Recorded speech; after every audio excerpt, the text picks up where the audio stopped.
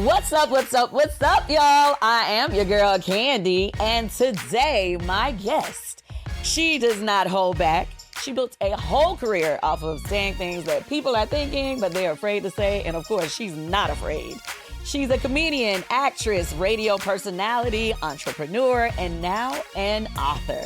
But today, we're not just talking about laughs, we're talking about life, motherhood, relationships, growth, and her new book, Till Death Do We Parent. Please welcome the one, the only, Miss Jess Hilarious.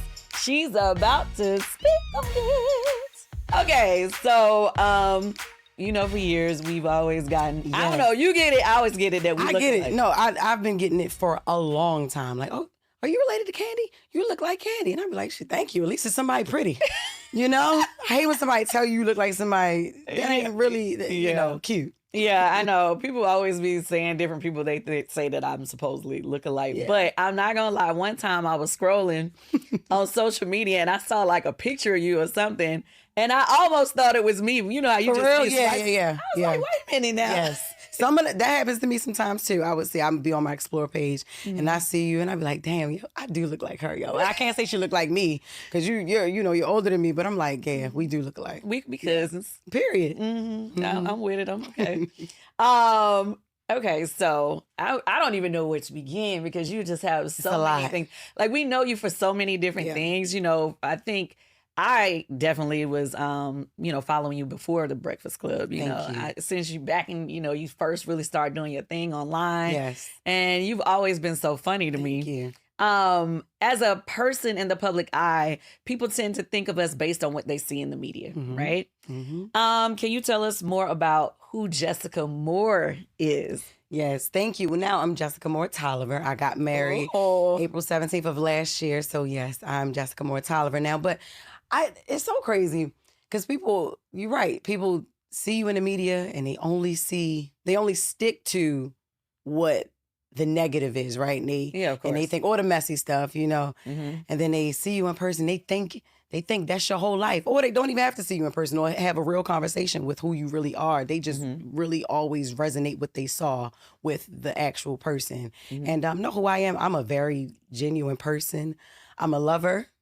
I know it's shocking as that may sound because people are like, she a fighter. No, I say what's on my mind. I've always been that way since I was younger, though. I've always said what's on my mind. But, I'm a mother, a loving mother. I'm a good friend. I only got like 2 left. But I only got 2 friends. I swear it don't be me, it be them. So I'm like, it's all right, cool. But what they say is it's always other people, but go ahead. But for real, Kandi, it be them. So I'm like, you know what, forget it. And then I'm God-fearing. Was born and raised in the church. And I do everything. Everything I do is because of Jesus Christ. So yeah, that's just, a little bit about me. But I'm a really, really good person. Very genuine. And I love everybody, I do. But if you do something that warrants you to be talked about, I'm going to talk about you. I used to always say, if you talk aboutable, I'm going to talk about you. You know what I mean? Clearly. Yup. And then when I see you, I'm going to be like, hey, how you doing? And I ain't going to know you got a problem until you say you got a problem. Well, that's so. Yeah, I mean, a lot that happens all the time. Yeah, but I talk about myself. I talk about everybody. Like even oh my God, you should see my husband. I joke about my husband all the time, to his face, behind his back, all the time. Our house is we're a little racist in the house, because he half Mexican, and half black, and it just I talk about everybody. It don't matter. So how long ago did you meet your husband? I met my husband February 23rd, 2023. Yep. And I was just, actually it's in the book, in chapter 10, which is titled My Man, My Man, My Man. This was when I was guest co-hosting on the Breakfast Club. And it was a Friday and I caught the train from New York down to Baltimore. And we went to go eat, me and my friends and my sister. And I saw him come in the bar with his cousins. We was eating crabs. That's how we get down to Baltimore. We do the crab thing. And he came in and I started flirting with him because I go after what I want. You know what I mean? I don't wait for a guy to come up to me. I've never been that way. And guys have. But if I see somebody that I like and I get a little bit of butterflies, I'm gonna go get you. Like, so she's aggressive. I am. I can be assertive. I'm gonna say assertive, right? But I was a little aggressive with him. I was already drinking by the time I asked him, I'm like, do you want a drink? And he was like, no, I don't drink. I'm like, so why you at the bar? He was like, I don't gotta be drinking liquor. I don't gotta order a drink to sit at the bar. And so I found a way in when he told me I drink wine from time to time. And so I asked him, can I buy him a glass of wine? He was like, no, I don't need you to buy me nothing. And then I asked him, and then he asked me, could he take me on a date eventually? Oh. And so I was like, okay, cool. And from the first time he took me out, I've never left him. Oh. And like we got married, had a baby, all the things okay. Like that. So let me ask you this question. Mm-hmm. Okay, is this your first marriage? Yes. Okay, it's my first marriage. Okay. And my last. What were your qualifications?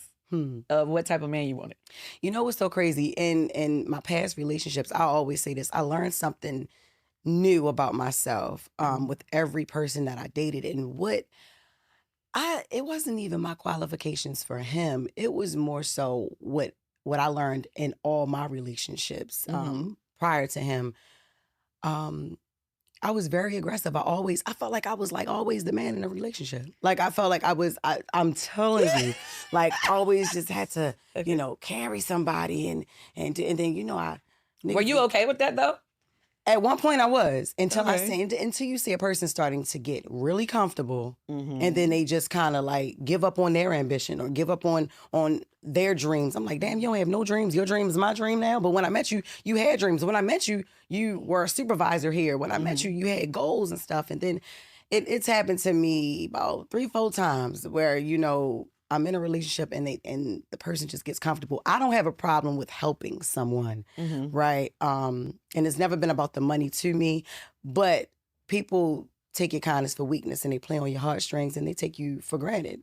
Yeah. They take advantage of the situation, and that's what I knew I didn't want. So actually, that was a qualification for him to already come with his own bag and when he told me he had his own company, he was into stocks and trading and all of that, and he was a trucker and he was owner operator of his own.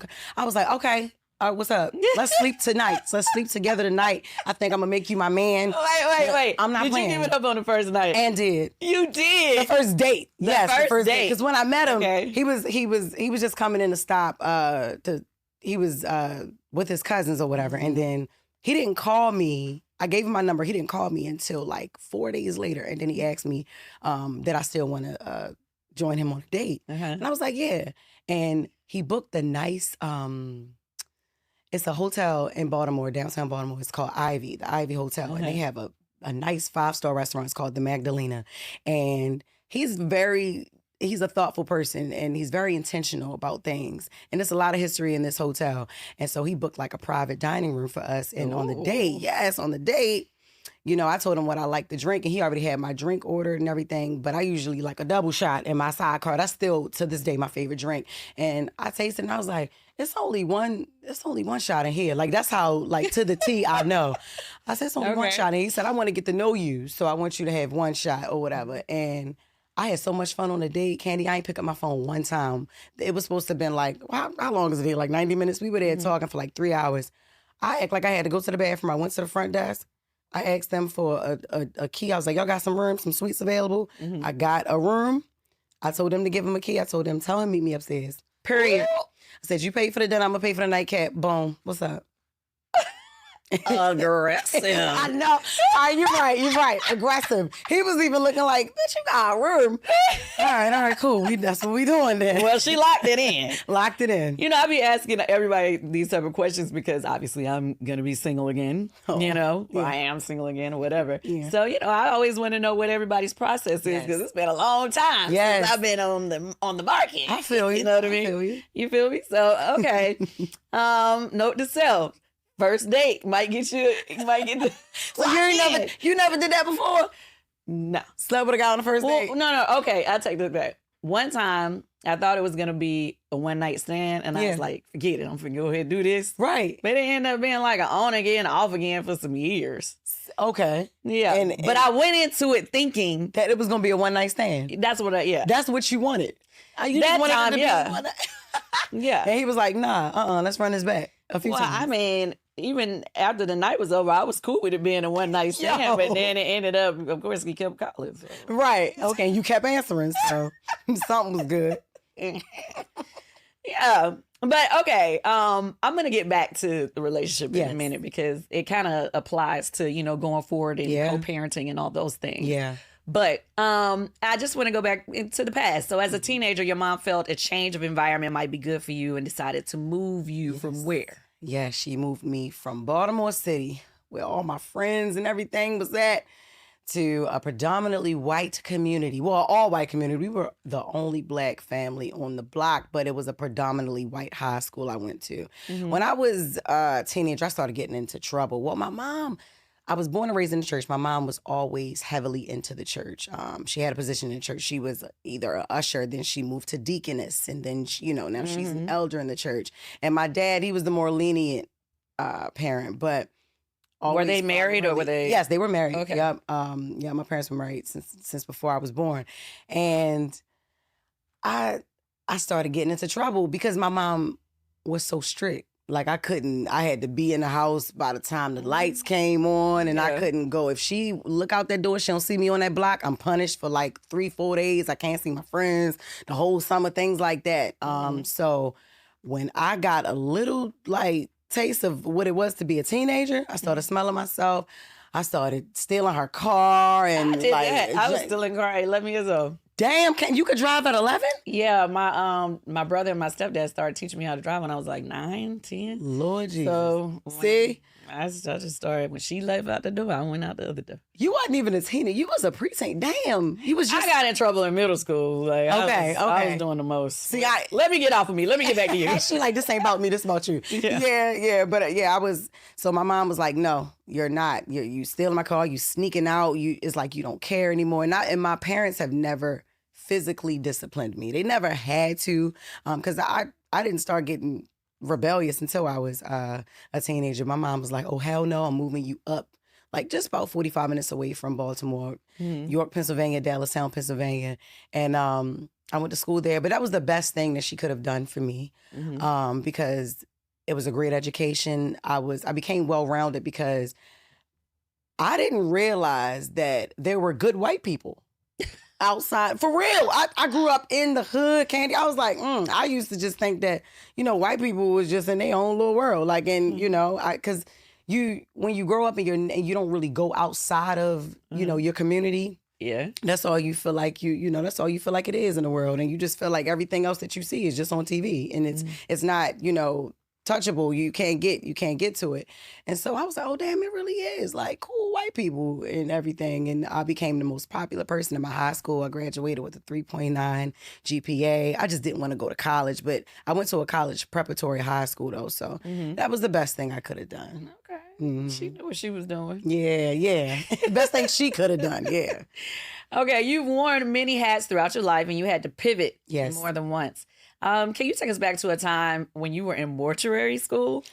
Girl, yes. All right. So every job, I ended up at a community college taking up mortuary science because I used to get all these jobs and I would get fired from every job because I wouldn't really get along with people. Uh-oh. I know, right? I know everybody thinking, look, it started early. You been ain't get along with everybody. No, it wasn't even that. It was, I was a thief and I didn't want people around while I was stealing because that's how people snitch on you, And so you used to steal? Yeah, girl, I was a little klepto, yeah. And you tried to make that sound cute. I know, right? I know. But I was so good at it. So, and I didn't even need to steal. Sometimes but who started it? Did your friends start you doing that or you just did it on your own? I just did it on my own, to be honest with you. Yeah, I just did it or whatever. But I was working at McDonald's and I was the overnight manager and I started stealing out the register. And the wrong thing I did, I included somebody because I needed somebody to watch the window for me. And overnight, there's a period of time where the system goes down for a reset. But we can't stop taking orders. You got to do it manually. And I'm like, all right, cool. This is my time. That would be when I steal all the money and everything like that. We got to have a certain amount to put in the safe. I would be chipping off of it. But I was I was saving my money up because I was trying to move out my mother's house. And I had included one of my coworkers, one of my crew members, and they told on me because I wasn't giving them enough money. Oh, Lord. Yeah, so I come into work, I'm like, okay, it's an extra manager put on the shift. What's going on? Still dumb as hell, not thinking like, Jess, you might want to chill out. Don't steal tonight, because I was doing it every day, every night. And then I still was stealing. The person was watching me. I came into work the next day. They told me to come into the morning shift. And they was like, yeah, we got to let you go because this is you stealing. Had me on camera. I was like, damn, I thought the system was down the whole time. They did that purposely to catch me stealing. Right. So, they ain't lock you up? No, they didn't. But that's the thing, because I was like, I'm a single mother. I need this. And it's not y'all money. You know what I mean? So why y'all firing me? You know, don't press charges, please. And they was like, no. Handcuffs. I know, right? I know. But they didn't. That's why, shout out to them for not taking me to court, you know, and making me be the best mother I could be, because I got to move up my mother's house. But after I got fired, I was still living with my mom. I went home, and she was like, all right, you're going to do something. You're not going to lay around this house. You're either going to get another job or you're going to go to school. Wait, did you explain to your mama why you got fired? No. I bet you did. Nope. No, hell no. Mom, that would have been the first time my mother laid hands on me. Like, hell no. So I didn't. So she'll be finding out when she reads the book. Actually, she's going to find out here with Kandi Burruss that I got fired for stealing out the damn register. But yeah, she told me I had to do something. And I was like, all right, cool. I don't want to work with people because I know I'm going to steal again and probably get snitched on. So I'm going to go to school. And my idea of mortuary science is if the people dead, they can't snitch on you. You know what I'm saying? So I was like, you know what, I'm going to work with some dead people and see how that work out. But that was short-lived because, girl, dead bodies scared me. I didn't realize when you embalm a body, if you put too much embalming fluid or too little, the limbs still move. So I'm like, damn, y'all ain't even dead. So I left. I did like a few weeks of clinicals and I left. Oh, my goodness. Okay. Have you ever watched a clip back and thought, maybe I could have said this differently? Every day. I do that. I do that now. Girl, yeah, every day, man. Especially when I first jumped on social media and I was making them videos when I would be riding around in my car. Man, hell yeah. And some of them old Just with the Messes, oh my God, some of my old rants when I be roasting people. It was funny then, and I was funnier to everybody then, but I guess now that everything is so sensitive and everything is so touchy and we got all these different communities of people and everybody is just like, you know, everybody has a voice now because of social media and with the, you know, I feel it too, like, damn, Jess, man, what the hell were you going through? But I wasn't going through nothing. I grew up in Baltimore City and we talk hard. It's our delivery, our accent. And just, I grew up around a bunch of guys, around a bunch of boys. You know, I was the only girl for a while until my little sister came, but I used to hang with nothing but guys. And so I was just tough as hell. Yeah, man. So I don't know. So, okay. I mean, I always feel like, especially anytime we doing stuff like this, you know, podcasts, or like you said, social media stuff, it's like you say things that you just be like, oh, it's just trying to be funny and jest, and then people, you know, take it to heart. And you're like, man, I wasn't trying to. Oh my God. And then you see that person in the comment like, oh my God, like, I was traumatized, but I'm getting to love you now, but you used to traumatize me all the time. And I remember you talked about this and my mom was going through the same thing. And I was like, damn, girl, what the hell? You know, sorry, but that shit was funny, you know, back then. So, have you ever had a celebrity that you made a joke on just step to you or slide in your DMs to check you about it? The only person, to be honest, Meek Mill was very upset with me when I roasted his ass to the gods, like up and down, dragged this man. And I think it was like 2 or 3 videos I did because Meek couldn't dress. Meek was a horrible. He couldn't dress at all, you know, back then.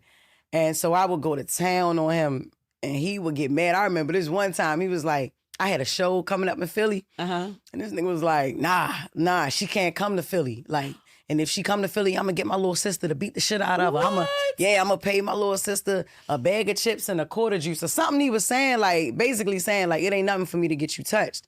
And then that nigga got locked up.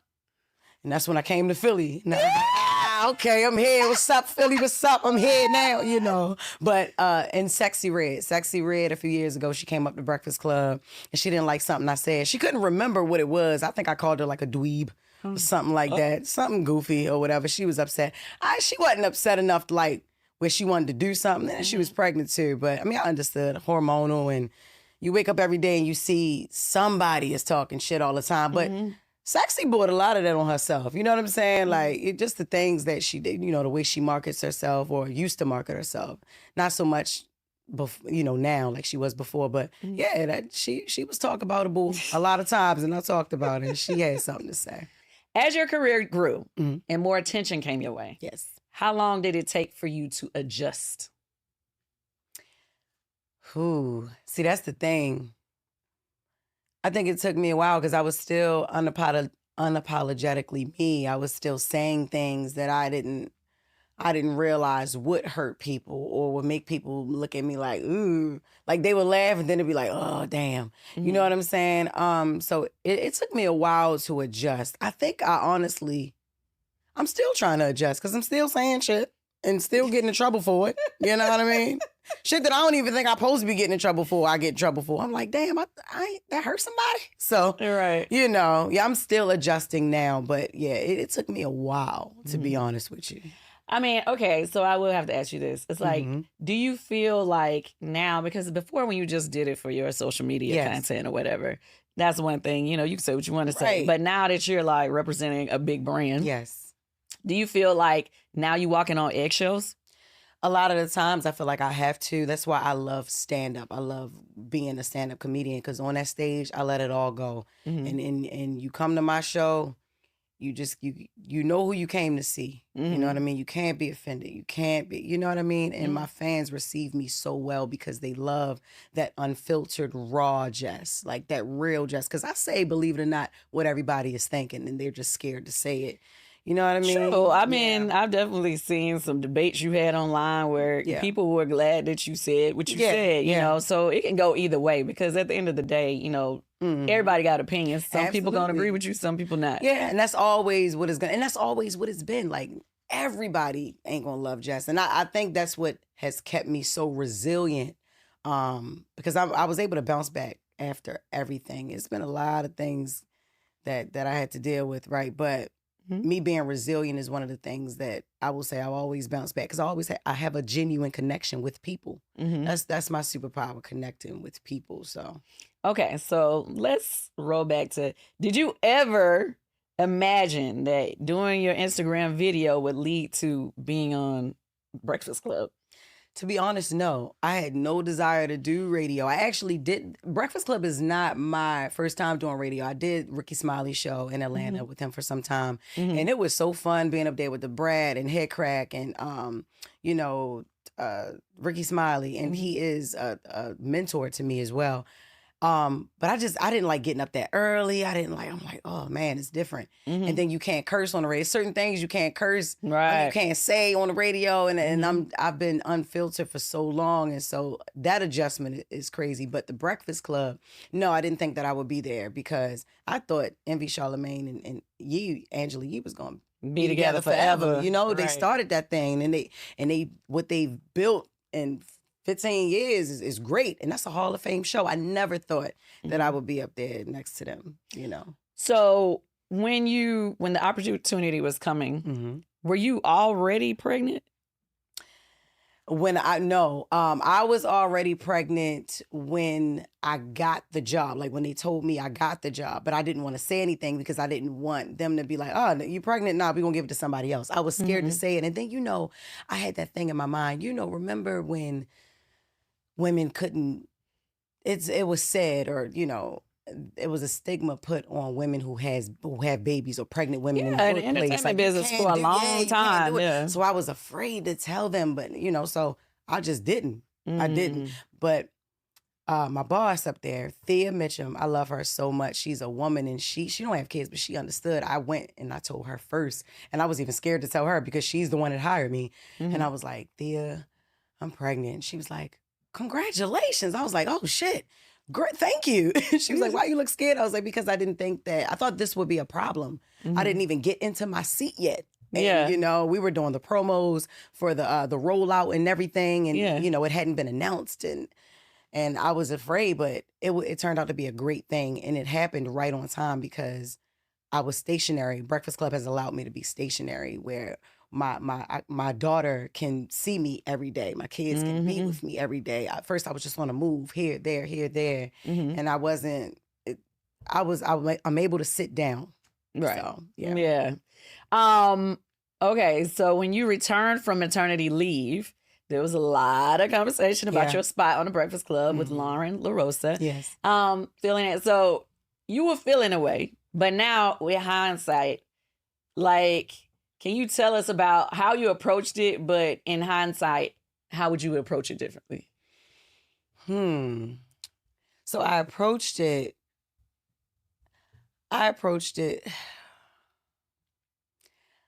Only thing I would change is going online. I'm telling you for real. The only thing I would change is going online because I didn't know enough about Lauren LaRosa at the time. You know what I mean? I thought that she knew. I will definitely say my anger was misplaced. I was mad at her. I couldn't stand her for a while. And I was like, damn, and I felt betrayed. And it ain't like she was my friend or anything.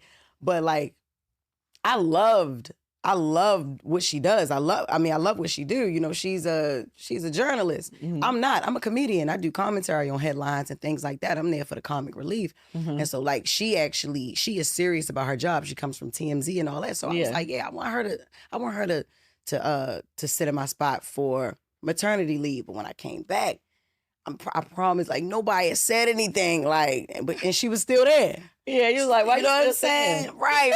So I'm like, damn, what's going on, And so I was asking, I'm like, yo, it just seems like I felt like they were trying to push me out. I felt like I was trying to be replaced. And then after a while, that feeling eventually went away of me being replaced. Cause I was like, no, I can see two women on the show for sure. But it was the way they did it. And not that they owe me anything, because what I realized in like corporate and just any job period, they don't got to tell you anything. Absolutely not. They do not have to tell you anything. And technically you were new to the situation. And I, very new, and I was in my feelings and I was upset. And me and Charlamagne are close, and me and Envy had gotten close. When I started, when I got the job, we had gotten close, and I'm like, damn, y'all ain't what's going on. They didn't really know what was going on either, but I just felt like they were keeping things from me. And so I went online and I did the thing. I did the Jess Hilarious thing, right? And then I go to work like my badge gonna work the next day. And I didn't even get to try the badge because Charlamagne was right there at the elevator like, nah, come on, bring your goofy ass in here. He gave me a hug. And then he was like, we gonna have this conversation, and then we did it on air. Yeah. So how I would so you almost got fired for your going online and saying stuff? No, to be honest, no, I didn't. Well, you said your badge wasn't working. No. I went in. I had the audacity to still go into work like my badge was supposed to work. Because that was because when you look back at the live, it's like ain't no way she still got that job. Right. And that's what I was thinking too. As soon as I ended the live, I was thinking that. I was like, you know what? I'm probably not going to be on the radio no more. Shouldn't have did that. Yeah. But so I went and I was going to try my badge, but Charlamagne happened to be walking in with me at the same time. So I didn't even have to try my badge because he got us through. But yeah, but how I would approach it now, I ain't gonna lie, it would be the same way. It just wouldn't be online. It would be with them, all of them in the room. Yeah. Like we would just do it offline, off air. Because it was nobody's business, to be honest. But I'm like, damn, it looks crazy to me. And not only me, the world was validating me a little bit. Like, hold up, I know I ain't crazy. And I know they say stay out the comments, but like, I was already feeling that way. And then to be validated by the fans and followers, not only mine, but others. I was like, all right, yeah. They was like, we ride at dawn. But then I was like, damn, y'all don't work with me. So I got to go in here and there's 3 of them and there's 1 of me. So. Well, what I will say is that I loved how you all handled it or whatever. It's like, because typically you're right. Like if you go on and you say some crazy stuff about the company you work with, then it's you're over. Done. But I love the fact that they wanted to have the conversation on air for everybody to hear. Especially Envy. Yeah, but Envy was hurt.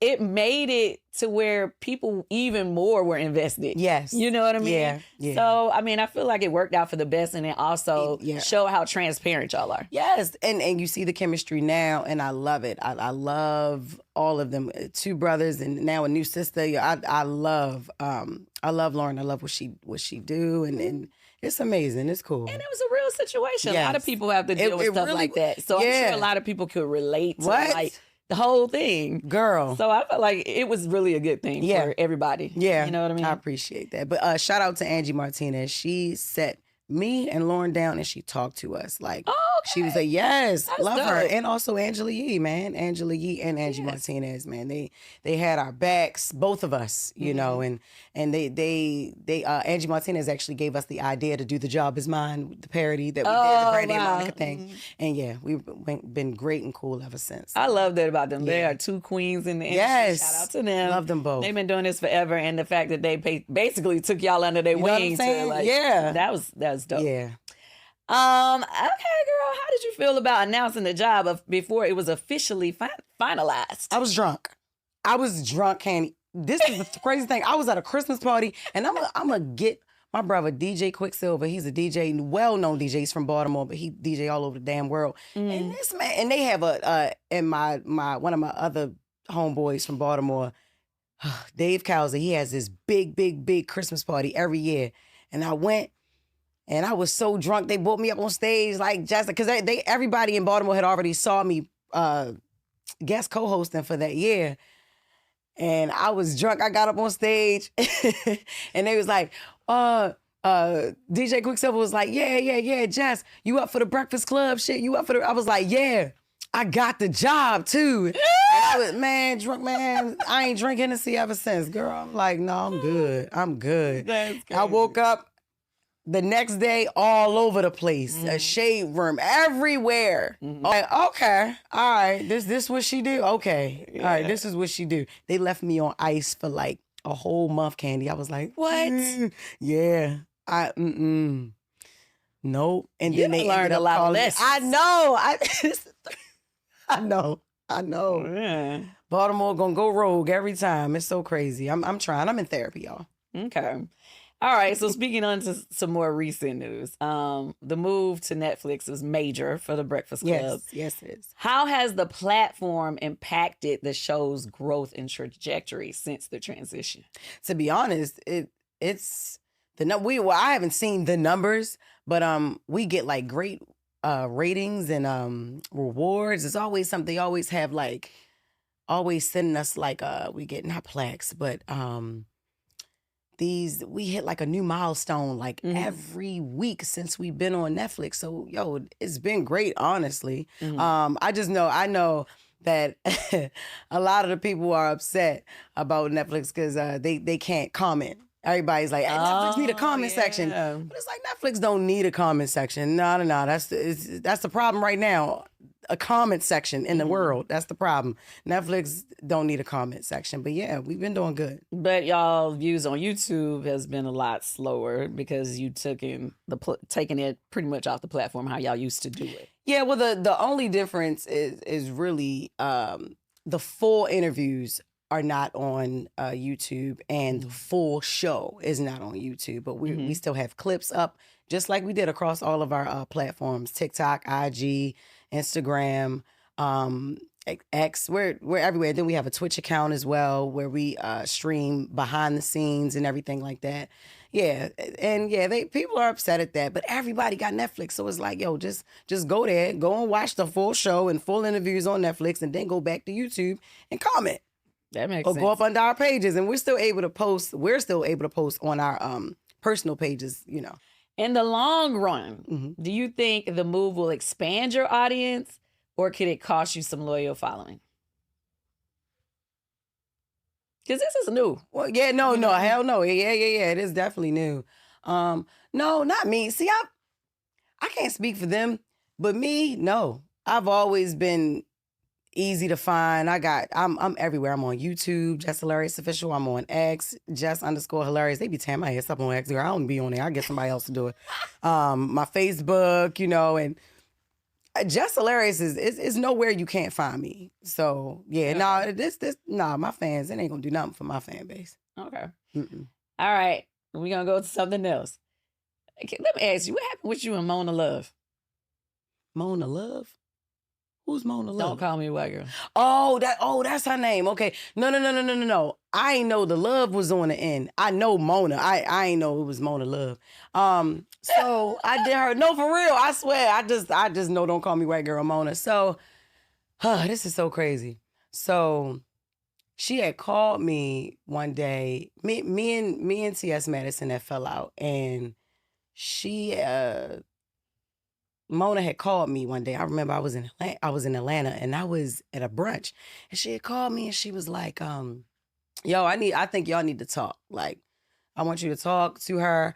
And I was like, yo, look, I don't have time for that. And why you sound like that? Because she sounded like she had been crying and she was upset. Mm-hmm. And turns out she had just lost one of her friends. Like, one of her friends had just passed away. And I was like, yo, you calling me, you grieving, you dealing with the death of one of your friends, and you calling me about T.S. Madison, sitting down talking to T.S. Madison. Nah, I get to that when I get to that. Like, nah, And so she was like, nah, I think y'all need to. I'm like, yo, you just need to go grieve and chill. So I told her, nah, I ain't want nothing to do with that. So then you fast forward, she asked me to get her, she's a stand-up comedian. She asked me if I could link her with the manager in the comedy club in Baltimore, because, that's where I'm from, and she from Philly, I believe. Mm-hmm. And I was like, yeah, cool. So I think I did. I either hit the guy up or I linked them or whatever, but I did put in a word for her or whatever. And later on, when I got the Breakfast Club show, me and TS was beefing again, going back and forth online.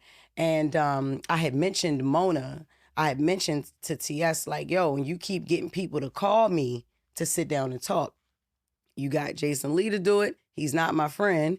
And you got Mona to do it. She not my friend. Even if you did get one of my friends to call me, I still wouldn't sit down with you because you chose to take it online. You chose to go online with it, And so when I said that, Mona had got upset at that. Like, but we weren't friends. And I think the problem with that, Jason got upset too about it, But I think the problem with like Hollywood and industry or whatever, you know what I mean? I don't even like saying Hollywood no more. What is that? But like the industry period, people throw around the friend word, you know what I mean? Easy. If I don't know your last name, you see, I ain't know who Mona Love was. I just thought, I just know Mona, But like the friend thing, yo, do y'all know what a friend is? Like, a friend is somebody you call anytime. Like, that you can confide in. Like, your friend know your parents. Your friend been in your house. Your friend been around your kids.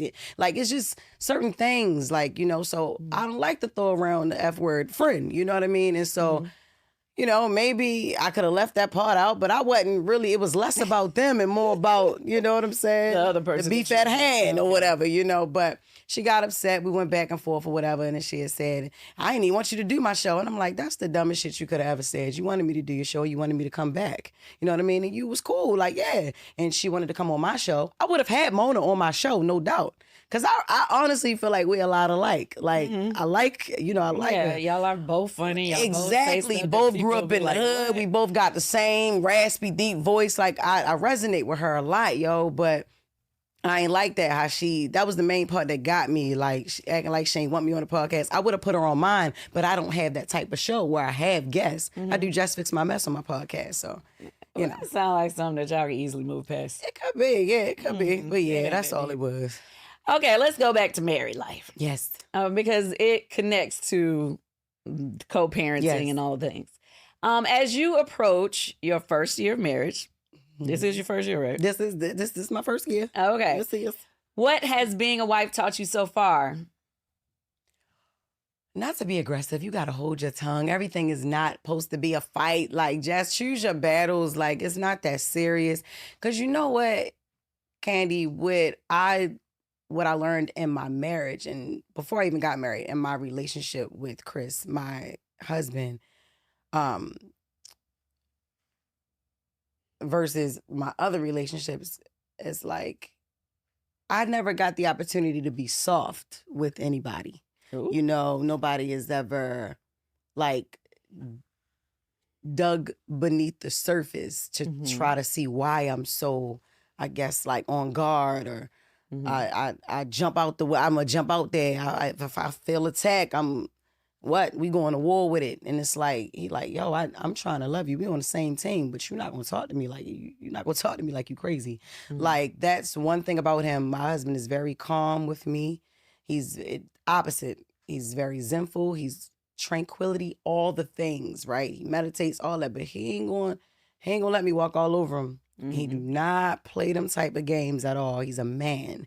And so that's what I feel like in my previous relationships I wasn't able to do. Like, I was always uptight and angry and mad, and you know what I'm saying? But did he have kids from his previous relationship? No. So he has no kids. Our daughter is his first kid. Oh, okay, cool. And she is the first grandchild on his mom's side. So oh, wow. Yes.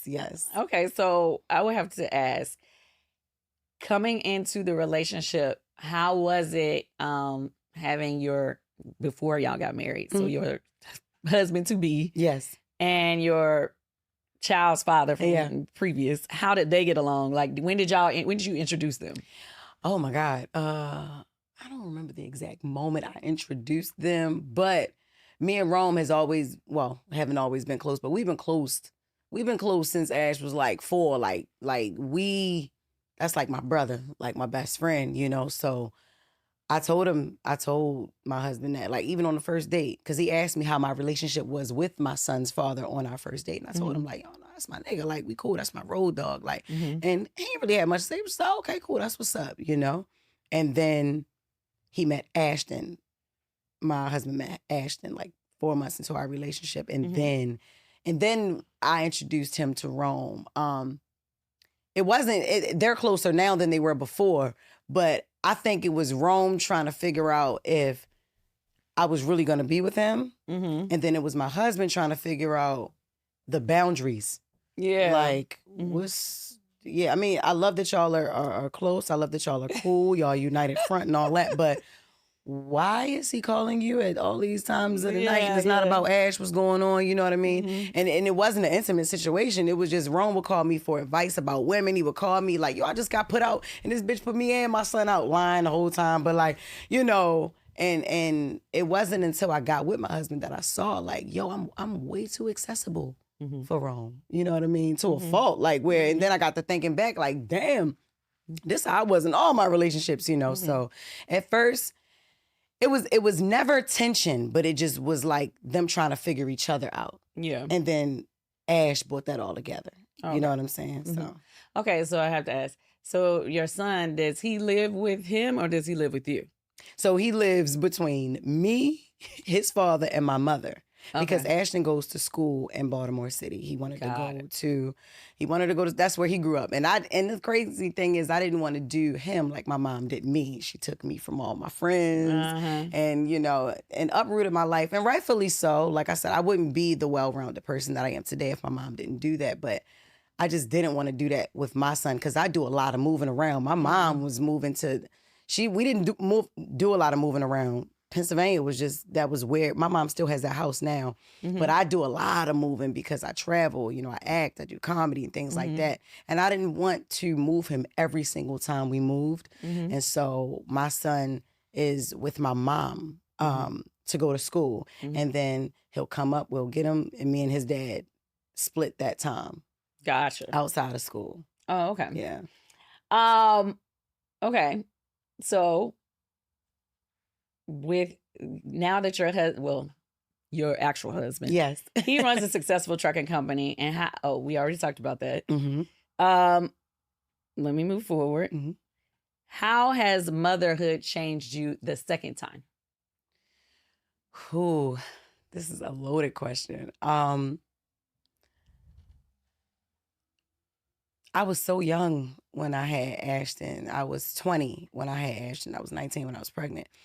And me and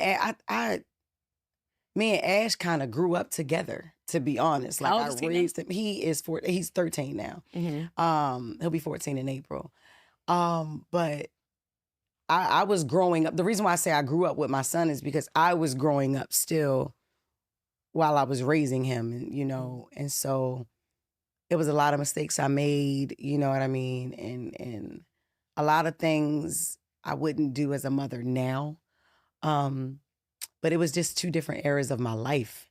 You know, we planned Marley. Me and my husband planned our daughter Marley. And me and Rome, we didn't plan Ash, so we just had to like figure it out On the like, fly. On the fly, you know. And there's no manual to parenting. Even still, right now, there's no manual to parenting. I'm trying to juggle right now full-time Jess Hilarious, full-time mommy, full-time wife, but it's very different. Motherhood has definitely changed from then to now. Everything, I'm more intentional with my kids, with both of them. And then I also have like this guilt, right? That the life that I'm giving Marley at her age, I wasn't able to give Ash at his age. So I think I do a lot of things with my son to overcompensate for that. And I'm very hard on myself about it. I get very emotional about it because I'm like, damn, I didn't know what I was doing. And I find myself explaining myself to him like, Ash, I didn't know what I was doing. And he just So be what looking is like, something that you feel like you should have done then that you are able to do now? Like my relationships I had. Oh wait, ask me that again. I'm sorry. Okay. What is something that you felt like as a mom you did or didn't do with your son that now you're doing different? Yeah. So like with my relationship when Ash was young, like I said, I was still figuring out myself and I really didn't know myself. You know what I mean? So I'm just dating. And the guys that I would get with, you know, being relationships with, they ain't know nothing about kids. They didn't care. You know, they didn't try to get to know my son. Like I just had him around people that, you know, he was never in harm's way, but it was just like him looking at me like, damn, this is what you settle for? Like kids are sponges and they look at you closer than you think that they are paying attention to you. Like my son now tells me about things when he was young and I'm like, damn, you remember that? Yeah. You know, you remember the hard parts? You know what I'm saying? Lights was off. I was stealing and scamming. I was doing everything to put my freedom in jeopardy, to be taken away from him. I wasn't thinking about mothering, you know. Now, like I said, I'm very more intentional. I'm very, very much more intentional about how I navigate certain situations. I stay away from things. I'm very out the way. So how did he feel when you told him you were getting married? He was excited because by then he had already had this bond with Chris, and you know, he and his dad. Rome asked me, "Can he be the best man?" I'm like, "What?" It was crazy. Rome asked me, "Can he be my daughter's godfather?" I was like, "That's weird. That's stupid. Don't do that. We ain't that damn close. Don't do it. Don't do that." You know. But Ashton was very excited when I told him I was getting married. He wanted to be there. He was excited about his little sister. Hell yeah, he was excited about his little sister. Now Rome got a lot of kids, so Rome has been having.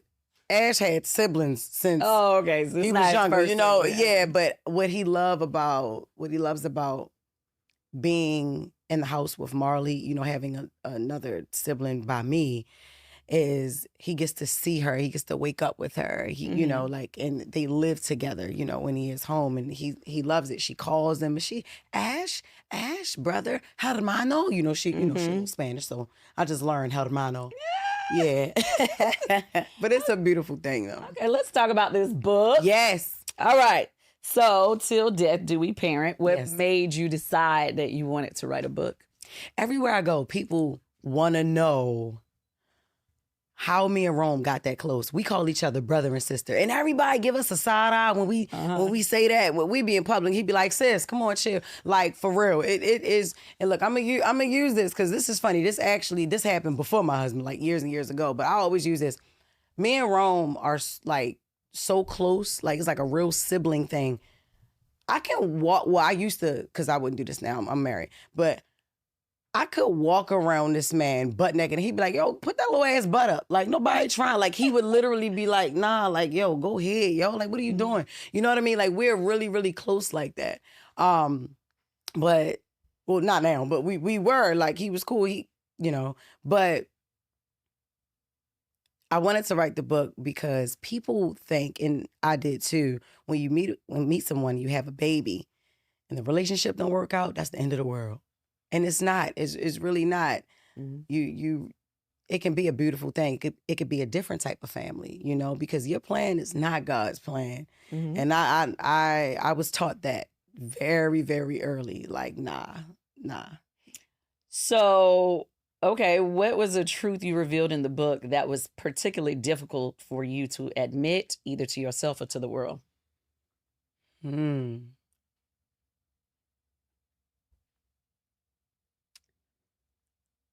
A truth I had to admit that you shared in the book. That was difficult for me? Yeah. Honestly, when I told Rome that the baby wasn't his, I told Rome that Ashton wasn't his. That was. Wait, what? Yeah, I told Rome Ashton was not his. Yeah, I was mad. We were arguing. Wait, that was fake or real? No, that was real. Ain't nothing fake. Wait. No, he is his son. Oh, I was about to say, wait, what? Look, no, girl. You know what I'm saying? I just told him. I told him that was that was difficult because it was difficult for me to put that in the book because. So why did you say that? Because we were arguing. I was young. I was dumb. I was trying to get back at him, and I told him that Ash wasn't his. You know what I'm saying? But girl, you almost threw me for a loop. Look at you. No. Say, wait a minute, that ain't even his baby. Like, no, we need Judge Lauren Lake with paternity court. No. That is. It is. But no, that was one of the most difficult things. So you told him that thinking that you were going to get what reaction? Like, I thought we were just going to keep arguing. I thought we were just going to keep arguing. It's chapter 2, actually, in the book. But I thought we were going to keep arguing because we were very toxic. We were just going back and forth. And I told him that. And he was like, wow. And so he had went to tell all his family. And then this was right before our son's first birthday party. And we at the party, I'm trying to figure out, like, why the hell everybody in here with the stale face looking like they want to fight? That's because they trying to... So how did you reverse that?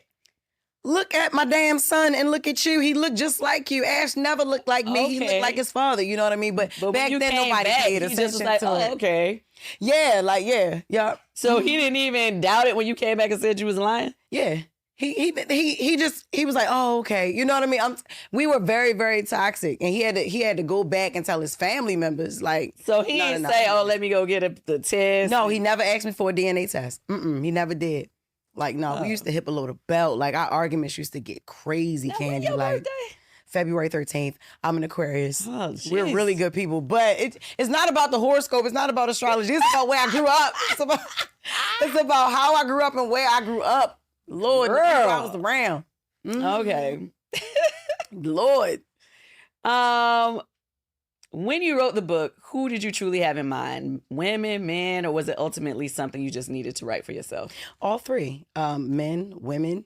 And then I definitely needed to write it for myself. I didn't imagine ever writing a book about my co-parenting journey with Rome, but I realized people do need it. You know what I mean? And then it's not, I don't want to get it. I don't want people to get it twisted. It's not a how-to parent. There's no manual. There's no book on how to do it. You know what I mean? Because parenting looks different in everybody's household, whether you're co-parenting together or apart. But women, especially a lot of young women, they go through the same thing. They think it's the end of the world when they break up with the father of their children, and as do men, you know, and they try to show up as their best bitter self. And the best parent for the child. And that's what I was trying to do. And I realized that doesn't work. Because not only are you hurting the child, you're still hurting yourself more trying to be angry and get back at the person for being bitter.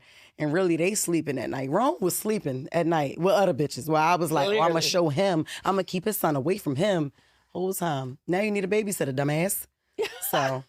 It's just like you can't be bitter and better at the same time, you know. True. So I think this is a book for everyone. And even if you don't have kids, you are somebody's kid, and maybe you saw your parents co-parent, you know, and in toxicity or, you know. Yeah. So what I found really interesting about the book is that you include not just your voice, but also your son's father's voice. Yes. And his perspective, along with actionable co-parenting advice. What motivated you to tell the story from like those viewpoints? Because I couldn't do it without him. I didn't want to do a book just solely around my perspective, because it was a joint effort.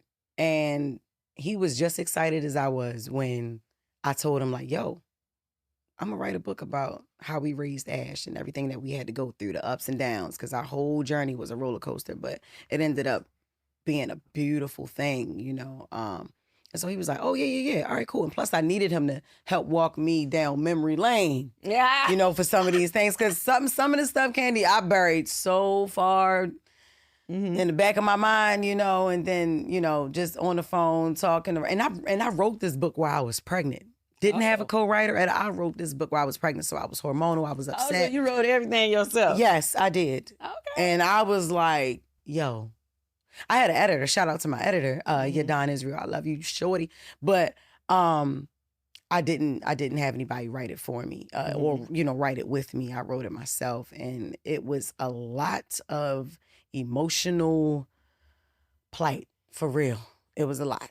But yeah, I'm glad. I'm proud of it, though. That's dope. Okay, so you've built a huge platform already. Yes, thank you. What's next for Jess Hilarious? Oh, more TV. A stand-up special is in the works. Me doing more with Netflix, me doing more with iHeart. And then I have a foundation. My husband and I have a foundation. So I definitely want to, and that's another thing. This was his idea. We started a foundation. We're both from Baltimore, born and raised. And it's a lot of things that we go to our city and we see now, and we're like, damn, we're in a position to help people. So we started the More Love Foundation. And we cater to, of course, underserved communities, but more importantly, families like who are in need of, you know, education, and that's financial literacy, you know, after school programs for kids who don't have nothing to do when they get out of school. So they in the streets getting in trouble, you know. My husband is working on building like a tech rec center, you know, in Baltimore City. I think it's amazing. We're doing work with, you know, the mayor and Governor Westmore, who's my cousin, the best governor in the country. Don't play with him. You know what I mean? So yeah, I got a lot going on. Okay. And yeah. And what's something you haven't done that you're determined to accomplish? Something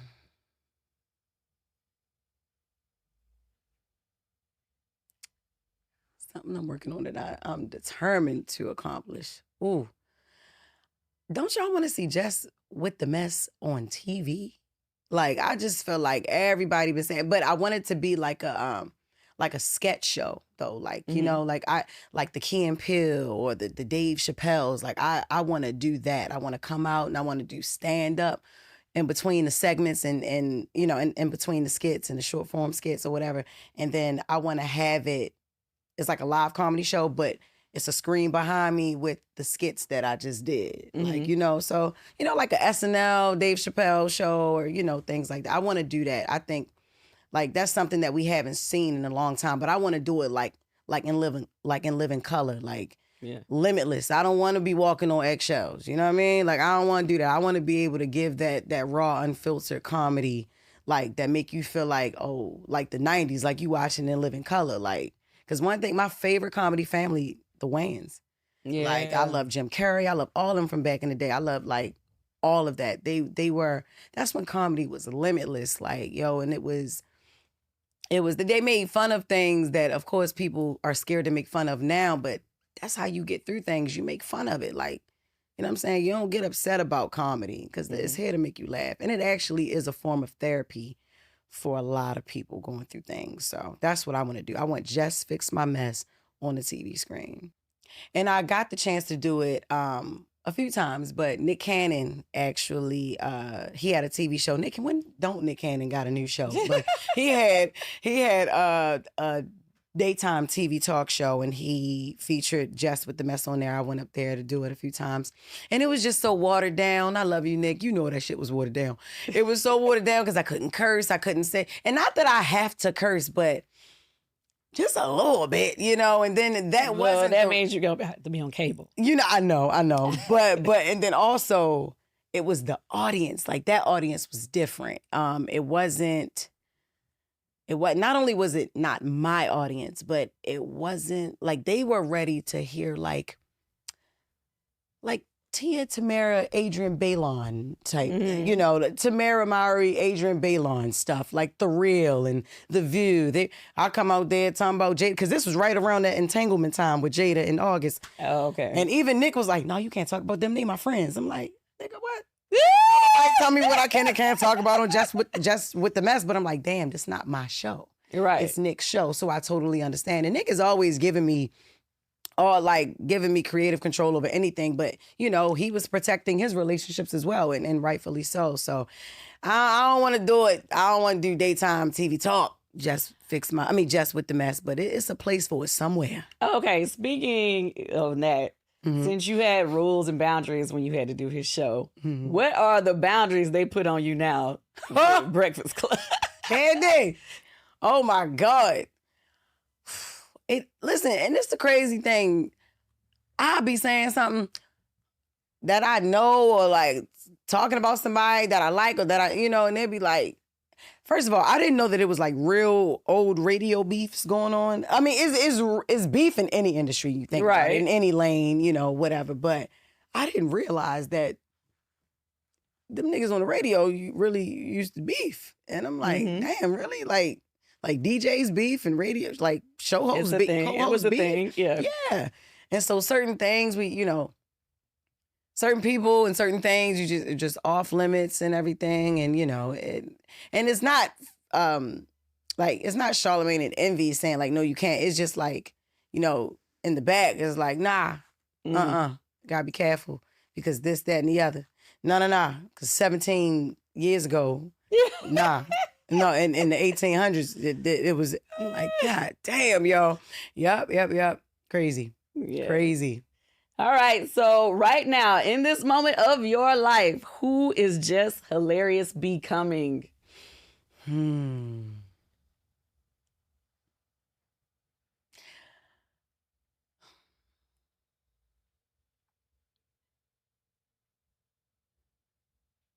I'm becoming more aware of people's feelings, to be honest. Just more aware of how what you say can hurt people, and I'll never lose me. I'll never lose who I am. I'll never stop being me, but you grow up and you evolve, and ways that you felt before, you grow out of that. You don't feel the same way. And like I said, remember you asked me at the beginning of this, you ever look back at some of your videos and be like, damn, maybe I could have said that different. Yeah, a lot of my I'm talking about old 2017 through like 2022, that content, I look at that, a lot of that, and I cringe. I'm like, damn, it's still funny, but I could never repost any of this. In fact, I want it scrubbed off the internet, Lord, but yeah, that's very, like, much more aware of people. And then I'm in rooms that I've never been in before, and you really have to be careful. You got to be careful. You have to be careful. Because I have a lot of fans, people who are fans of mine. And then they'll be like, yo, I love you. I'm excited to see you.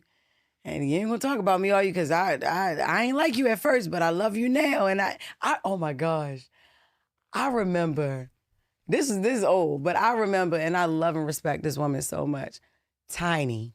I remember I met her on a set of Hip Hop Squares. I remember we were all doing, it was me, her, Tip, Eva Marcel, it was a lot of us there.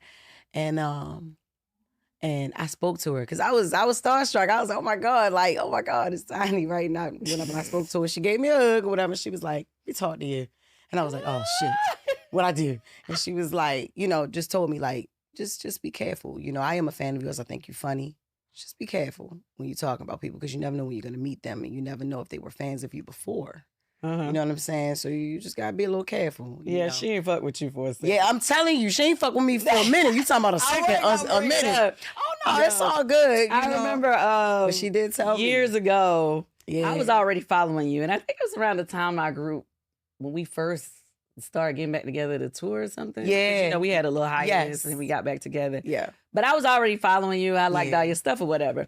But apparently, you know how sometimes you'll like a video, but you don't see the whole. I'm not listening to the whole thing, Right?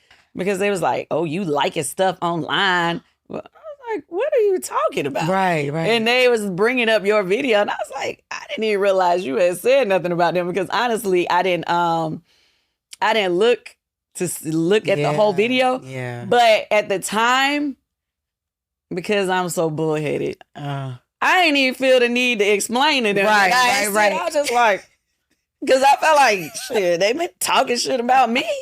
Right. So I never even explained to them that. Honestly, I never even heard the whole video what they said. thing, but I do remember them being upset because it was something I was like, oh yeah, just and they was like, yeah, okay. I was like, So now I know why I was a little. Remember when y'all came up to Breakfast Up the last time? No, Tiny didn't have a problem. You didn't have a problem.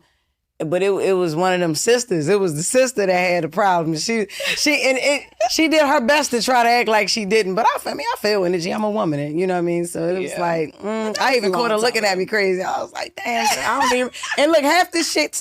Oh my god, half the shit I don't even remember, Kandi. I don't remember saying it. And so I'm scrolling and I look and I'm like, fuck, I said that. Yeah, you know what I'm saying? One of them old rants. Like I have no clue now what it was. I don't even remember it, and they probably don't either. Yes. So, but it was a long time ago, but it was fun. Yeah, but that, to answer your question, that's what it is. Just be more aware. And, you know, I'm like I said, I'm still going to be me. And if you talk about it, I'm still going to talk about your ass. Just know I love you. And when you see me, you can give me a hug. It's all right. You know? Well, hey, I mean, that was the best way to address it. You know, she spoke to you about it. And she did. She put me, and I was like, yes, ma'am, I will never talk about you again. And I have not. So. You don't mess with the queen. No, I'm not. I will not. But no, I love Tiny. I'm glad that she did. And she pulled me away from everybody. She could have did that shit in front of everybody. Yeah. She could have been like, bitch, I don't like you. Don't speak to me. You know what I'm saying? Yeah. But she didn't. She let me talk to me. Holla at you real quick. And she did that. So I respect her for that. Yeah. You know what I'm saying? It could have been in the song. Yeah. Listen, I don't want no problems with that family. I don't want no problems with Grand Hustle. I don't have time, no. Don't nobody want them type of problems. No. So. Well, thank you for coming on. Speak on it, girl. Kandi, I really appreciate it. Yeah. I'm glad we had this moment. Can I ask you a question? Yeah, go ahead. How are you? Where are you right now with everything? How are you? You look good and you sound good, but I know a lot of the times, like, that's just like we as women, we can make it look like it ain't, look like something that's not. Yeah, so. It's like be like you and your son's father. Yeah, where y'all's friends and get along. Like I really would love for it to be that way. Yeah. So I'm trying not to get to the point where I'm saying stuff where, I get to the point where I don't give a fuck. I got you. Because I just know how I am. It's like, I'm going to be that way for so long. And then in a minute, I'm going to be like. Because you keep trying me. Yeah. No, I know.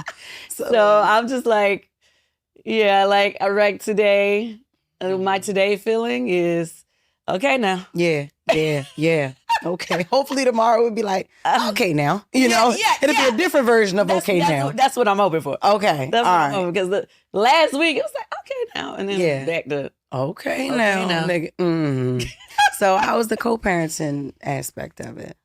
Well, we are definitely doing our best to keep any drama that we have away from our kids. So we try not to speak around them. Absolutely.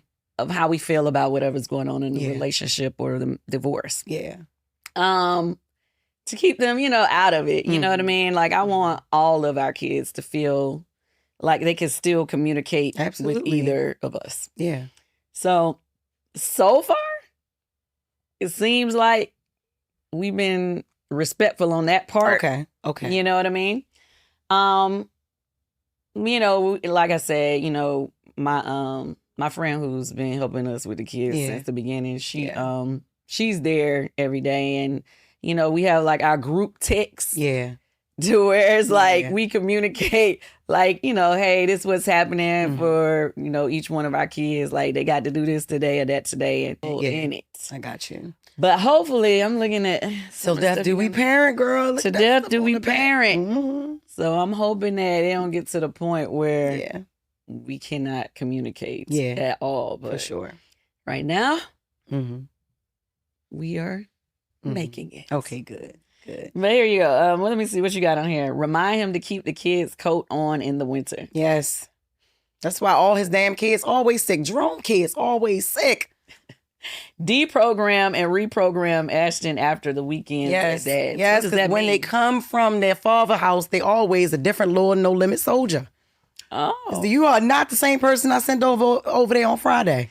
See, that's the part that I don't even know how. Like I'm curious to see how that's going to work when he's living in a different space and they have to go to him for his time and then come back to me for my time. Yes, I've never had to deal with that because like with Riley's dad, she never went over there. She was with me all the time, so I never experienced that. Yeah, so that's going to be new. It's definitely going to be new. Yeah, I'm going to be thrown off probably. Yeah, I think both of y'all need the book. Yeah, we need the book. If he's willing. If he's willing. Oh, look. Swallow pride and ask for help. We are a team. Yeah. Sometimes you got to that should be like a chant, like a mantra. Like, swallow pride, ask for help. We are a team. Ooh. It's okay. That's going to be tough for me. I know. I don't feel like I don't need to ask nobody. I know. You've just always been independent. Oh, my goodness. Yeah. Okay. Yeah. All right. Yeah, I wanted to check on you, though. Just because, girl, you do not look like you've been through a divorce. You don't look like it. I ain't been through it yet. I'm still in it. Well, yeah, you don't look like you're going through one. You just don't. That's just not who I am. Yeah. Like when I have stuff or frustrations, it's just like, I just deal with it internally. And you burying yourself in work, honestly, because it's like you've gotten busy. It seems like you've gotten even busier since that. So I get to go home this weekend. Good. So I'm curious to see how this gonna be. Okay. This is gonna be interesting. Yeah, for sure. Yeah. Okay. Yeah. All right. But it's gonna I appreciate you so much, Kandi. Thanks for having me. I'm definitely getting this book. Please do. Okay. Yes. Till death do we parent. Yes. It's definitely gonna be in my reading list. Yes. Immediately. Thank you, girl. Thanks for having. Listen, I'm about to say thanks. Right, for having I know. me, I'm just saying, like, coming to your platform. Right, yeah. Right. And then I just had to ask you questions, so you probably like, damn, this ain't my interview. I mean, this ain't, girl. Stop asking me questions. But I just wanted to check on you, just as a woman. I just wanted to check on you. Oh, thank you. So yeah, no problem, boo. Well, guys, that was our girl Jess Hilarious. Make sure you are following her on all platforms. Make sure you get that book pre-sale, okay? Yes. And get it immediately. And thank you for watching Speak On